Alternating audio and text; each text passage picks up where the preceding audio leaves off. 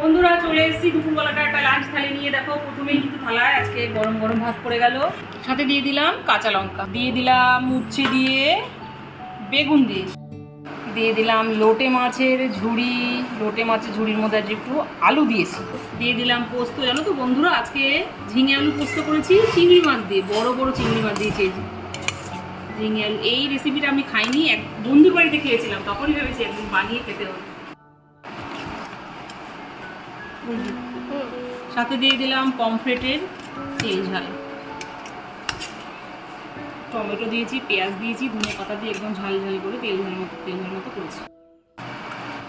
দিয়ে দিলাম চিকেন। আজকে চিকেনটা না বড় বড় করে আলু দিয়ে করেছি। মেয়ে বলছে মা চিকেনে তো আলুই দাও না, আজকে কিন্তু আলু দিয়ে চিকেন খাবো, আজকে চিকেনটার মধ্যে কিন্তু আলু দিতে হবে। প্রথমেই থালায় পড়ে গেল ঝিঙে আলু পোস্ত, পড়ে গেল পমফ্রেটের তেল ঝাল, আর সব শেষে দিয়ে দিলাম চিকেন।